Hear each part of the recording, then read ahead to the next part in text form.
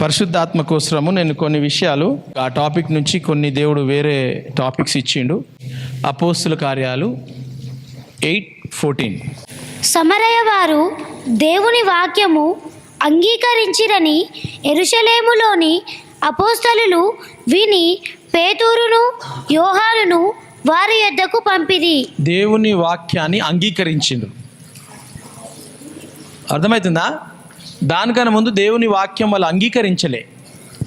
చాలామంది కొత్తగా ఇక్కడికి వచ్చిండ్రు. దేవుడే మీకు తెలియదు, దేవుడు తెలియదు కాబట్టి దేవుని వాక్యం కూడా తెలియదు. చాలామంది దగ్గర దేవుని వాక్యం లేదు. అట్లనే మన లెక్క చాలామంది 2000 సంవత్సరాల కింద కూడా సమరయపట్నం అని అంటే వాళ్ళు అంటరానోళ్ళ లెక్క చూస్తుండే వాళ్ళని. అసలు వాళ్ళని మన దగ్గరికి రావద్దు అనే ఒక స్వభావము ఉంటుండే అంటరానోళ్ళ లెక్క. ఇప్పుడు చదువు. వీరు వచ్చి వారు పరిశుద్ధాత్మను పొందవలెనని వారి కొరకు ప్రార్థన చేసిరి. అంతకు ముందు వారిలో ఎవని మీదను ఆయన దిగియుండలేదు. ఎప్పుడు పరిశుద్ధాత్మ ఎప్పుడు వస్తాడు? నువ్వు వాక్యాన్ని అంగీకరించి వాక్యాన్ని నేను చెప్తా ఉన్నా మీరు విన్న తర్వాత అప్పుడు పరిశుద్ధాత్మ దేవుడు రావడం స్టార్ట్ అవుతాడు. అర్థమైందా? అక్కడ కూడా వాళ్ళు అంటరానోళ్ళు, వాళ్ళు అసలు దేవుడు అంటే తెలియనోళ్ళు, వాళ్ళ మీదికి రండి అని వారు ప్రభువైన యేసునామమును బాప్తిస్మము మాత్రము పొందియుండిరి. అప్పుడు పేతురును యోహానును వారి మీద చేతులుంచగా వారు పరిశుద్ధాత్మను పొందిరి. పరిశుద్ధాత్మ ఎట్లా పొందుకుంటారు? పరిశుద్ధాత్మ ఎట్లా వస్తాడు? మళ్ళీ చదువు. వారి మీద చేతులుంచగా నాలో ఉన్న పరిశుద్ధాత్మ దేవుడు, పరలోకంలో ఉన్న పరిశుద్ధాత్మ దేవుడు నా చేతి ద్వారా ఎక్కడికి వెళ్ళిండు? చేతులు. వారు పరిశుద్ధాత్మను పొందిరి. వారు అప్పటి వరకు పరిశుద్ధాత్మ ఉన్నాడా వాళ్ళలో? నీటిలో బాప్తిజం తీసుకున్నారా? యేసుప్రభు నమ్ముకున్నారా? నమ్ముకున్నారు. వాక్యం విన్నరు, వాళ్ళు వాక్యము విన్నరు, యేసుప్రభు నమ్ముకున్నారు. కానీ పరిశుద్ధాత్మ వచ్చిందా? పరిశుద్ధాత్మ దేవుడు రాలే. పరిశుద్ధాత్మ దేవుడు రావాలనంటే ఫస్ట్ చాలా దేవునిలో ప్రార్థన, దేవునిలో ఉపవాసము, దేవునిలో వాక్యం అంతా తెలిసి ఉండి చాలా జాగ్రత్తగా ఉండండి. పరిశుద్ధాత్మ గిట్లనే వస్తుంది, దయ్యమాత్మ కూడా గిట్లనే వస్తుంది.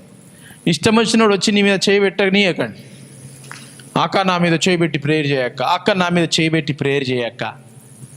ఏదో నీతో వయసులో పెద్దగా ఉన్నారా అని అంటే ఏదో చేయబెట్టేస్తే మళ్ళీ ప్రాబ్లమ్స్ అవుతాయి. నేను అప్పుడప్పుడు వింటా ఉంటా. ఆత్మీయంగా నీకు ఎవరైతే నడిపిస్తున్నారో వాళ్ళ దగ్గర పోయి మీరు ప్రార్థన చేయించుకోవాలి. ఎవరిని పడితే వాళ్ళు చేసుకుంటే మళ్ళీ ప్రాబ్లం అవుతుంది. జాగ్రత్తగా చేతులు పెట్టుకోనియకండి. ఎవరి దగ్గర పోయి ప్రేయర్ చేయరని చెప్పి చేతులు పెట్టనీయకండి, ప్రాబ్లమ్స్ అవుతాయి. సో ఇక్కడ వాక్యం అంగీకరించిండ్రు. వాక్యం అంగీకరించిన తర్వాత చెయ్యి పెడితే పరిశుద్ధాత్మ దేవుడు. ఎందుకు? వీళ్ళు జెరూసలేం నుంచి సమరియా మస్తు దూరం, జెరూసలేం నుంచి పోయినరు ప్రేయర్ చేయని కాడికి. అభిషక్తులు, దేవుని నమ్ముకున్న వాళ్ళు, శిష్యువులు, వాళ్ళు పోయి ప్రేయర్ చేస్తే దేవుని శక్తి వాళ్ళ మీదకి దిగింది. చెప్పు మళ్ళీ చదువు, ఇంకా 20 వరకు చదువు.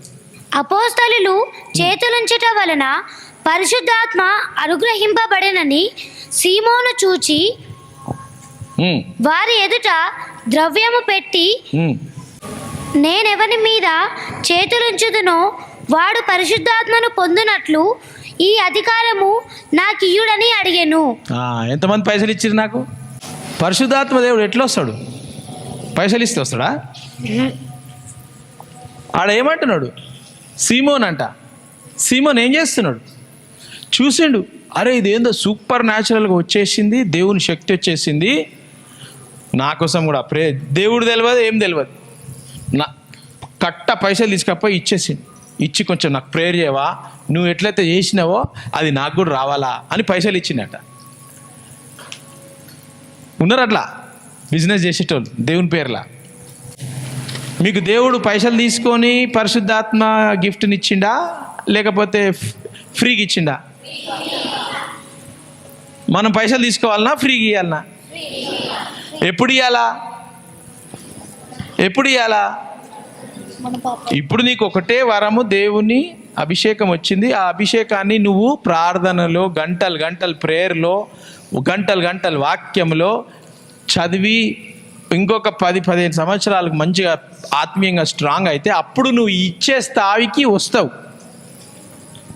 లేదనంటే నేను చెప్పి నాతో రండి అని అంటే నేనైతే ఎక్కడ మీటింగ్కి వెళ్తానో నా అథారిటీ కింద మీరు వస్తే నేను మిమ్మల్ని బ్లెస్ చేసి మీరు చేయండి అని అంటే ఆ మీటింగ్లో మాత్రము నా అథారిటీ కింద పనిచేసిన వాళ్ళు అప్పుడు జరుగుతుంది. ఆ మీటింగ్ అయిపోయాగానే మళ్ళీ యథార్థంగా అయిపోతుంది నా అథారిటీ కింద ఉన్నవాళ్ళు ఉంటే. ఎదగాల మీరు, దేవునిలో ఎదగాల, దేవుని వాక్యంలో ఎదగాల, దేవుని ప్రార్థనలో ఎదగాల. టక్మన నాకు టంగ్స్ వచ్చేసింది కదా, చలో మన అందరూ పోయి దయాలు ఎన్నగొడదామని అంటే ఆత్మలో స్ట్రాంగ్ ఉండాలి. అట్లా నడవదు.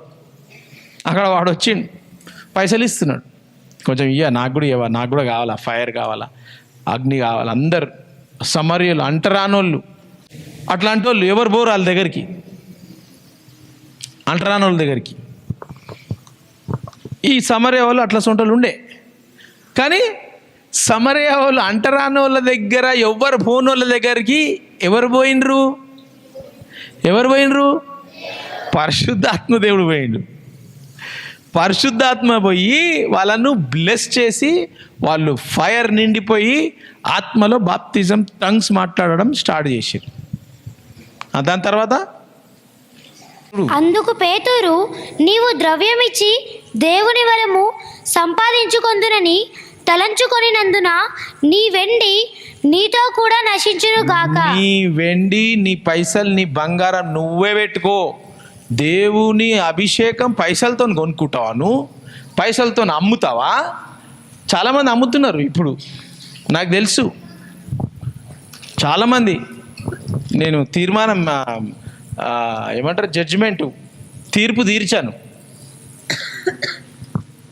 అమ్ముతున్నారు, చేస్తున్నారని. వాళ్ళ ఇష్టం, దేవుడు దేవునికి వాళ్ళ ఇష్టం.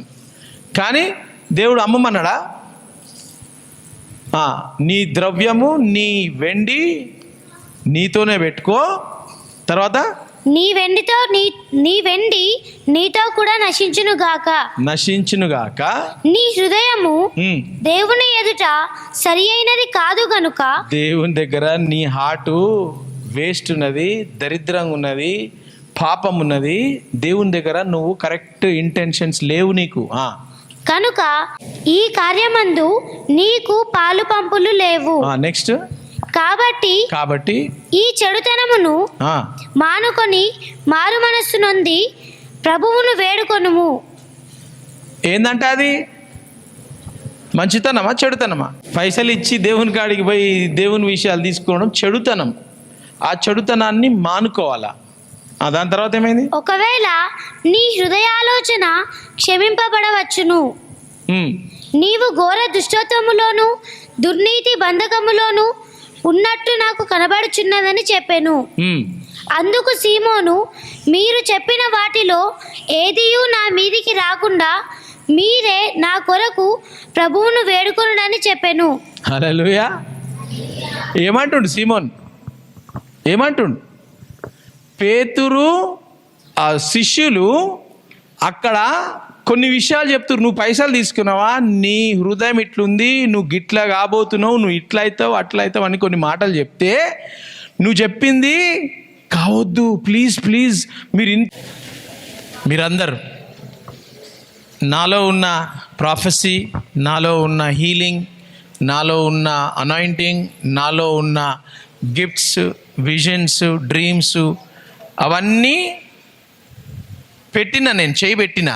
కానీ అవన్నీ మీలో యాక్టివేట్ కావాలని అంటే మీరు దేవునిలో ఎదగాల. ఎదిగితే అవి యాక్టివేట్ అవుతుంది, లేవనంటే యాక్టివేట్ కావు.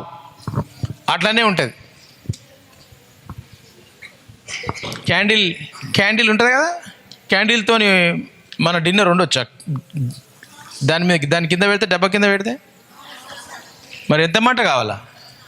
చాలా పెద్ద మంట కావాలి కదా. మనము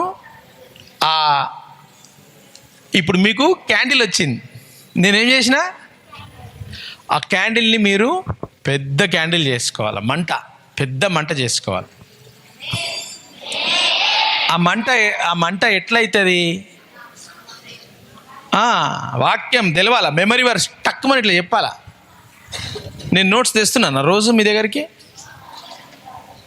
అట్లా అయిపోవాలా. మీరు ఎక్కడ ఏం వాక్యం ఉన్నది, ఎప్పుడు ఏ పాట పాడాలా, ఎప్పుడు ఏ వాక్యం చదవాలా, ఏడుంది వాక్యము, మెమరీ వర్స్ తెలియకపోతే అసలు ఆ వాక్యం ఉందా లేదా అనే నాలెడ్జ్ మనకు ఉండాలి. పాటలు నేర్చుకోవాలా. అప్పుడు మీకు దేవుడు బ్లెస్సింగ్. అబ్రాహాంకి బ్లెస్సింగ్ ఎన్ని సంవత్సరాల తర్వాత వచ్చింది? 25 years అయింది. యోసేపుకి 13-15 సంవత్సరాలు అయింది. దావీదుకు మస్తు సంవత్సరాలు. ఎస్తేర్ రాణి మస్తు సంవత్సరాలు అయింది. అర్థమైందా? మీరు కూడా కష్టపడి దేవునిలో పెరుగుతూ ఉంటే, దేవుణ్ణి ఎక్కువ తెలుసుకొని దేవుని గురించి ఎక్కువ మీరు వాక్యం వింటూ ఉంటే ఈ గిఫ్ట్స్ యాక్టివేట్ అవుతాయి. ఆ గిఫ్ట్స్ యాక్టివేట్ అయినప్పుడు శిష్యులు ఏం చేస్తారు? పైసలు తీసుకొని ఇస్తున్నారు అందరికీ.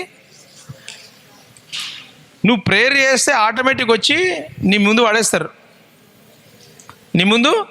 పడేస్తారు. కానీ నువ్వేం చేస్తావు? నాకెందుకు రాబాయి, పెట్టేసాను అక్కడ పెట్టేసాను అంటావు. నువ్వు దాన్ని పట్టించుకోవు. ఎందుకు పట్టించుకోవు అంటే దేవుడు అంటే నీకు అంత ప్రేమ అయిపోతుంది. బంగారం వెండి గిండి ఏమంటున్నాడా పేతురు? తీసుకోవచ్చు కదా పైసలు, వెండి తీసుకోలేరా? పేతురు మంచి ఆఫరింగ్ వచ్చింది రాబాయి, మస్తు ఆఫరింగ్ వచ్చింది, మస్తు కరోడ్పతి వచ్చిండు మా చర్చికి. శిష్యులు ఏం చేస్తారు? నీ ఆ బంగారం వద్దు, నీ వెండి వద్దు, నీ పైసలు వద్దు, చల్ పెట్టుకోపో. నీ హృదయం దరిద్రంగా ఉన్నది, నువ్వు దరిద్రం ఘోరము, నువ్వు పైసలు తీసుకొని వచ్చి మా దగ్గరికి వస్తావా? గెట్ అవుట్ అన్నారు. నన్ను పిలుస్తారు చాలామంది, పెద్ద వాళ్ళు పిలుస్తారు, నమస్తే అన్న అంట. ఫోన్ నిన్న కూడా ఒక ఆయన పెద్ద ఆయన ఫోన్ చేసిండు, ఎత్తలే ఫోన్. ఎందుకంటే బంగారు బాతు, నేను బంగారు బాతుకి గిఫ్ట్స్, ఫ్రూట్స్, ప్రొఫెసీ అన్నీ ఉన్నాయి. ఈ బాతుకి చాలా ఉన్నాయి. నన్ను తీసుకుపోయి షోకేస్లో పెట్టినట్టు పెడతారు ముంగట. షోకేస్లో ఇట్లా పెట్టంగానే అందరు కొనుక్కుంటారు కదా, ఇది ఈ చీర బాగుందిరా, ఈ ప్యాంట్ బాగుందిరా అని పెడతారు షోకేస్లో. అట్లా నన్ను తీసుకుపోయి షోకేస్లో పెడతారు కొంతమంది. మా మీటింగ్కి బిషప్ వచ్చిండు, మా మీటింగ్కి గ్రేస్ టీవీ, జీసస్ వే, ఫౌండర్, డైరెక్టర్, బిషప్, అపాసల్ అని పెట్టేస్తారు. బంగారు బాత్ వచ్చిందని. అందుకే నేను పోను, చాలా మీటింగ్స్లో పోను, బయట కనిపించాను. ఎక్కడ పెద్దవాళ్ళు ఫోన్ చేస్తే కూడా, sorry sir, I'm very busy, I have meeting, I have every day 6 o'clock I have meeting, important meeting, very very important meeting everyday. అర్థమవుతుందా? అది నేను ఇన్ని బంగారు బాతులను సృష్టిస్తున్నా నా లెక్క. మిమ్మల్ని కూడా పిలవాలి అందరూ. ఒక 10 years 15 years తర్వాత, 5 years తర్వాత మీరేం చేస్తారు? నాకు షోకేస్ అవసరం లేదు, మీరు నన్ను చూపించుకొని ఆడబెట్టి దిష్టి బొమ్మలాగా పెట్టి మీరు పైసలు సంపాదించుకోవడం నాకు అవసరం లేదు, నేను రాను అని మీరు చెప్తారు. అప్పుడు నిజంగా దేవుడు కావాలా, నిజంగా ఆడ మినిస్ట్రీ కావాలా, నిజంగా దేవుని శక్తి కావాలా, అభిషేకం కావాలంటే పోతారు. ఆడిపోతే పైసలు ఇస్తారు, ఆడిపోతే వస్తే ఇన్ని ఇస్తారు, అది ఇస్తారని పోకండి. దేవుని అభిషేకాన్ని అమ్ముకోకండి, వేలం పెట్టకండి. పెడుతురు చాలామంది, దేవుడు చూసుకుంటాడు వాళ్ళని. మన హృదయాలు ఎట్లుండాలా? దేవుడు ఉంటే కరెక్ట్గా ఉండాలా, అట్లుండొద్దు. అర్థమైందా? ఓకేనా?